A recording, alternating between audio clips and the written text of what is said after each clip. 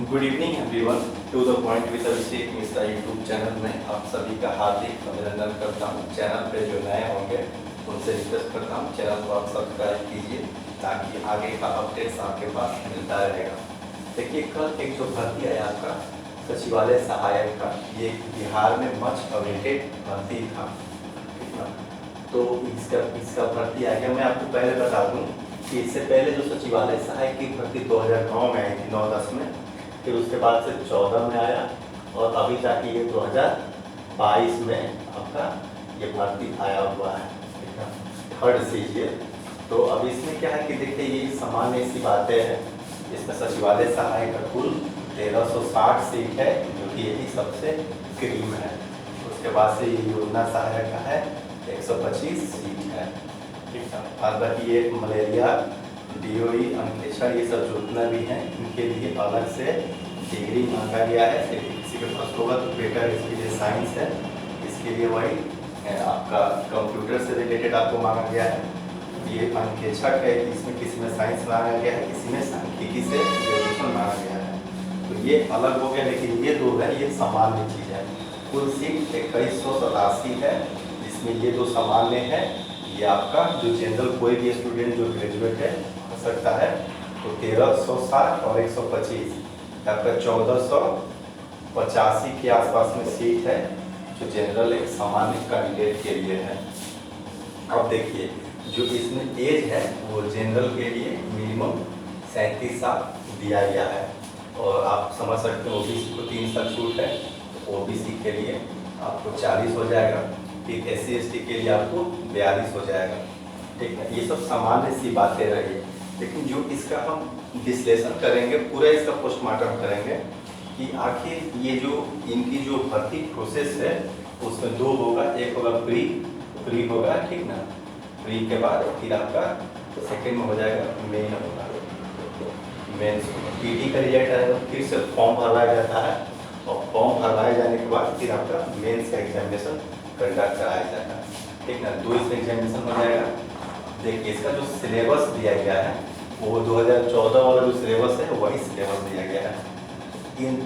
यदि हम इसका सिलेबस का बात करें, ठीक ना, तो सिलेबस में क्या है कि जो फर्स्ट है आपका, ये कुल जो होगा ना, फर्स्ट पेपर 1 जो मतलब कि ये प्री जो होगा, प्री आपका 150 मार्क्स का होगा, ठीक ना। 150 क्वेश्चन होगा, 150 मार्क्स, और ये आपका 150 क्वेश्चन होगा 2 आवर्स का होगा, जिसमें इसका जो डिवाइड है वो आपका होगा 75 GK एंड करेंट अफेयर्स, ठीक ना, करेंट अफेयर्स, और इसी में साइंस भी इंक्लूड रहेगा इस 75 क्वेश्चन में।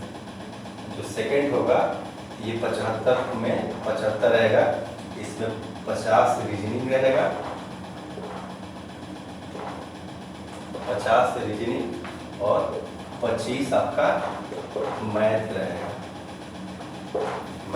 ठीक ना। अब देखिए, जो पिछली बार का जो कट ऑफ है, पिछली बार जो कट ऑफ दिया था वो 50, ये पिछली बार का जो कट ऑफ है इसका PT का, वो 85 से 86 के बीच में ये परसेंटाइल पे कट ऑफ दिया था। इस पे परसेंटाइल पे इसका कट ऑफ दिया गया था, तो इसीलिए इस एग्जाम का जो रिजल्ट आया था वो परसेंटाइल पे रिजल्ट आया था। मैं बहुत लोग अच्छा मार्क्स होने के बावजूद सिलेक्शन नहीं हो पाया। अब देखिए, हम लोग बात करेंगे कि ये जो परसेंटाइल पे तो रिजल्ट इनका आ गया, तो उसके बाद से ये आपका प्री का है, जो प्री का है ना सिलेबस, जो प्री का सिलेबस है वही सेम मेंस का सिलेबस है, ठीक ना। प्री का जो सिलेबस है, सिलेबस में यही क्या है, मेंस का भी इनका सिलेबस है। बस इसमें मेंस का सिलेबस में क्या होता है कि हिंदी इसमें ऐड हो जाता है, और आपको पता ही है कि हिंदी कंपल्सरी पास करना पड़ता है, उसमें 40% नंबर डालना जरूरी है। तो ये एक आपका मोटा मोटी आइडिया इसके बारे में हुआ। अब हम आपको बात करेंगे इसका डायरेक्ट, इसकी एक स्ट्रेटजी क्या होना चाहिए पढ़ाई करने का, एक ऐसा स्ट्रेटजी जिससे आपको कम समय में आप बिल्कुल क्रैक हो जाए। तो देखिए, इसके लिए क्या करना है, बगल में आटा मिल है, इसके कारण से थोड़ा आवाज़ में दिक्कत आता है। ठीक है, कोई बात नहीं है। तो देखिए इसका जो सिलेबस आपको हम पहले बताएं कि 150 का फ्री है, ठीक है। तो 150 का आपका जो फ्री क्वेश्चन है ना, वो तो आपको पता ही चल गया होगा कि 75 आपका हो गया ये रीजनिंग प्लस मैथ, और 75 में आपका हो गया जीके। जीके में आपका हो गया वही जनरल जीए, करेंट अफेयर्स और साइंस, ठीक है। इस तीनों इसी में आ जाएगा। अब करना है कि इसको देखिए बहुत ही स्ट्रेटजी, आपको लगता होगा कि एग्जाम ये बहुत डिले होगा, और जो एग्जाम को देखते हुए तो ये आप कतई भूल ना करें। मैं आपको फिर पब्लिक प्लेटफॉर्म पे कह रहा हूँ कि इसका एग्जाम बहुत जल्दी होगा, बहुत जल्दी होगा। इसका भर्ती प्रोसेस भी बहुत जल्दी होगा, ठीक है। तो हो सकता है कि जुलाई तक का इसका एग्जाम भी हो जाए, जुलाई अगस्त तक, जो अभी इसका चल रहा है, मेरा ये अनुमान है। इसीलिए इसको हफ्ते में नहीं लेंगे और कंटिन्यू इसमें लग जाएंगे। हम तुरंत फॉर्म भरने के बाद तुरंत लग ही जाएंगे, क्योंकि अब ये पिछले 5 साल 6 साल की तरह BSSC इतना बदनाम हो चुका है कि अब ऐसा शायद ही फिर दोबारा हो। तो देखिए ये जो आपका ये जो मैथ रीजनिंग है, तो इसमें जो एक स्टूडेंट है जो पहले बैंकिंग वगैरह का तैयारी किए थे या SSC का, उनको खास एडवांटेज है इसमें। एडवांटेज इसलिए है कि देखिए जो 75 मैथ रीजनिंग जो पूछता है ना, ये मैथ रीजनिंग में कोई भी बंदा यदि वो आराम से 67 से 70 तक ले आता है, जो कि ले आएगा, ऐसा नहीं कि ये लाने वाला चीज़ नहीं है, ये 65 प्लस तो हम भी ले आएंगे, ठीक ना। तो ये इतना नंबर वो जो ले आता है, इसका सूत्र है जान लीजिए। जिसका मैथ रीजनिंग बेटर है, सचिवालय सहायक आराम से उसको नौकरी देता है, ठीक ना। क्योंकि अभी के डेट में इतने सारे प्लेटफॉर्म हो गए GS वगैरह की तैयारी करने के लिए कि अब वो जमाना नहीं रहा कि कोई गांव में कोई पटना जाएगा तो ही तैयारी करेगा, कोई दिल्ली जाएगा तो ही होगा। अब वैसा कोई बात नहीं है। आपके समक्ष यूट्यूब पे या ऑनलाइन क्लासेस बहुत सारी हैं, तो GS लगभग लोगों का ठीक हो गया है। अब देखिए तो मैथ रीजनिंग, अब इसके लिए करना क्या है कि इसको एकदम सिंपल वे में क्रैक करना है, एकदम सिंपल वे में। तो मेरे हिसाब से चूंकि फॉर्म तो मैं भी डालूंगा निश्चित है, ठीक ना, सब कोई डालेगा, मैं भी फॉर्म डालूंगा। तो ये बहुत ही मतलब बहुत आसान राह भी नहीं है और बहुत कठिन भी नहीं है, बस ये डिपेंड करता है कि आपके पास क्या झील है इसको प्राप्त करने का। तो ये जो 67 से लेकर 70 तक आपका मैथ रीजनिंग है, और ये जीके जो है, जीके में यदि आपका 55 से 60 आ जाता है, 55 से 60 आप जोड़ के देखिए, ये इसको जब कैलकुलेट कीजिएगा एक मिनिमम मार्क्स, ठीक ना, इसको लिए 65 भी मानते हैं, तो मिनिमम मार्क्स जब आप कैलकुलेट कीजिएगा तो 5 5 10 0 6 5 11 120 क्वेश्चन PT में आपका सही होता है।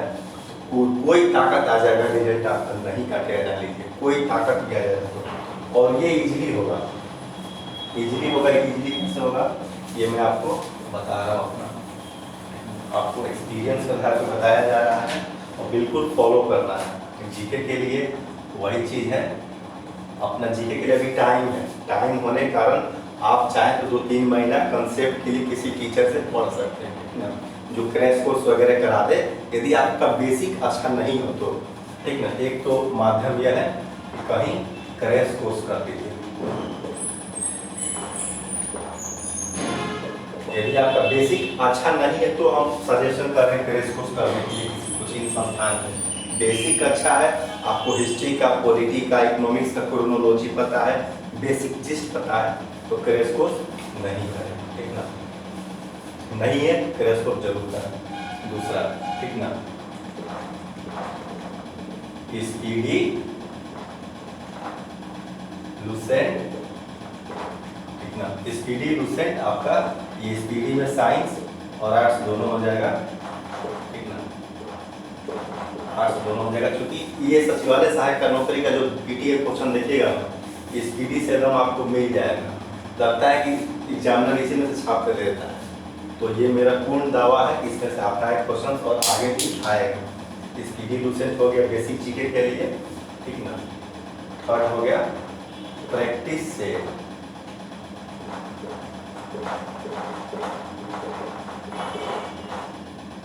प्रैक्टिस सेट अभी से एक दिन 1 ईच एज, एक 1 जो है ना, एक दिन एक सेट जो है आपका ईच डेज बना लेना है, अभी से ही चालू कर देना है, ठीक है। चलिए टाइम तो नहीं देखना है, टाइम कब एग्जाम का डेट आएगा, एग्जाम आपका जुलाई से अगस्त तक हो जाएगा, समय नहीं मिलेगा फिर, ठीक ना। एक से शुरू कर देना है। और चौथा नंबर करेंट अफेयर्स के लिए आप इस पीडी का ही करंट अफेयर्स रट लीजिए एकदम साहब। पिछले साल अप्रैल से लेके इसको रटना शुरू कीजिए। और कुमार गौरव,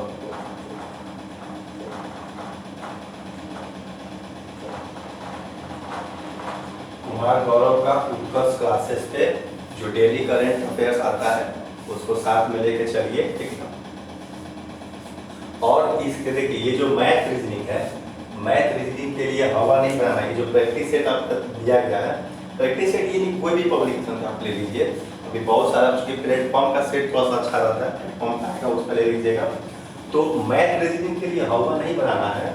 हाँ, ये कर सकते हैं कि सेट प्रैक्टिस आप वैसा जगह कोचिंग या संस्था में कीजिए जहाँ पे बोर्ड पे डिस्कशन कराया जाता हो, ठीक ना, प्रिंटेड डिस्कशन नहीं दिया जाता हो, बोर्ड पे डिस्कशन कराया जाता हो।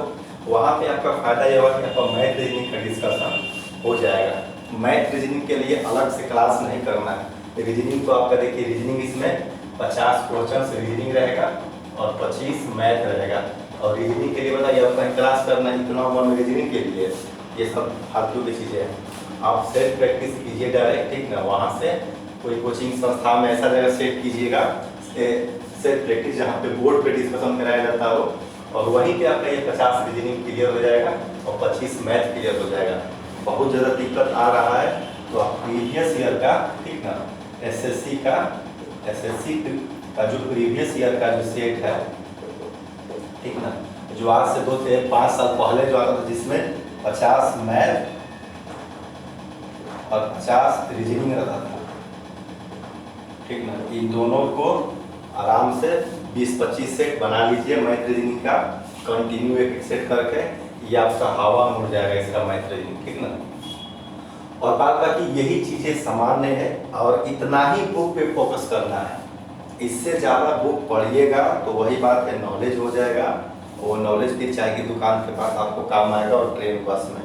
किसी को समझाइएगा गाँव में तो बोल देगा यही कि पढ़ने में तेज था, तुम्हारा काहे नहीं हो गया, उस दिन आपको बहुत दुख होगा। इसीलिए एक शॉर्ट स्ट्रेटजी में एकदम बिल्कुल एकदम आप इसको क्रैक कर सकते हैं। और बीच-बीच में मैं आप लोग के समक्ष आता रहूँगा। और ये बुक इनफ है, इससे ज़्यादा बुक आपके पास है तो मेरी सलाह है कि उसको बोरा में बांध के एक जगह कोना में रख दीजिए, इतना बुक सफिशिएंट है सचिवालय सहायक के लिए। और फिर देखिए बीपीएससी का जब आप तैयारी कीजिएगा तो उसमें समग्र नॉलेज की जरूरत पड़ेगी। फिर उसका जो है ना सिलेबस ही अलग है और उसका तैयारी भी अलग है। ये हम 1 डे एग्जाम का बात कर रहे हैं, 1 डे एग्जाम का बात कर रहे हैं। तो ये मतलब शॉर्ट आपका या एक सिलेबस मैंने बताया। और यही पीटी के बाद सिर्फ मेंस में सेम चीज़ है और उसमें सिर्फ हिंदी ऐड हो जाएगा। हाँ, जो मिनिमम कटअप दिया है जनरल के लिए वो 40% रखा है, उसी के हिसाब से उसके सब नीचे ही है कटअप, ठीक ना। 40% मिनिमम आपको पीटी में होना चाहिए। अब जिसका भी पीटी में 115 प्लस स्कोर हो जाएगा, ठीक ना, 115 प्लस स्कोर उसका पीटी कंफर्म हो जाएगा। 110 प्लस पे भी मतलब अब क्वेश्चन देखने के ऊपर है, फिर भी 115 प्लस जिसका होगा उसका पीटी निश्चित ही हो जाएगा सचिवालय सहायक। और बिहार की एक बहुत क्रीम जॉब है।